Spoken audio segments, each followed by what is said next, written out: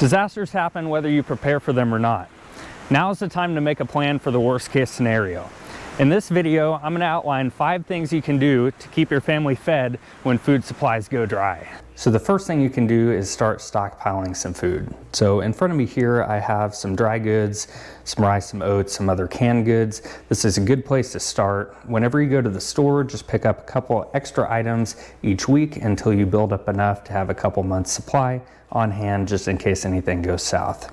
So in addition to the items that I have here, I also keep quite a bit of meat in the freezer, and then whenever I purchase any other meat, I'll usually buy a quarter or a half animal. I'll vacuum seal that to make sure it lasts as long as possible. All right, so the second thing you want to do is find a source of clean water.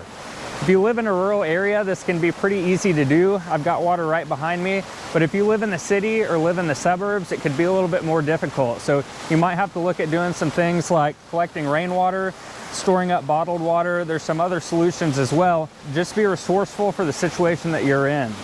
The next thing you can do is start growing your own food. It's healthier and more sustainable. In this garden right here, I plan to grow all the vegetables that my family consumes for an entire year. So don't waste your time becoming an expert growing things that you're not going to eat.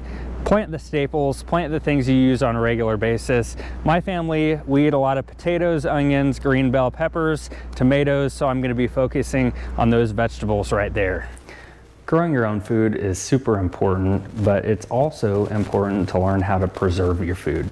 In front of me here, I have a bunch of canning supplies, so all of the vegetables that I grow throughout the season, whatever I don't use fresh, I'll end up preserving in these jars. That way I can eat them year round. Hunting and harvesting wild game is super important to provide food long term. Not only is hunting important to providing food, it's also very rewarding doing because you're providing your own meat for your family and you're getting it from an ethical source. You can stay away from factory farming when you know that you got your meat from the woods in an ethical way. If you've never hunted before, I know it can be overwhelming, especially with all the information you can get out there. There are plenty of resources online that can teach you how to hunt, where to hunt, how to be safe, and how to process your meat. Remember to follow Highview Preparedness for more in-depth tutorials on topics just like this. Thank you guys for watching.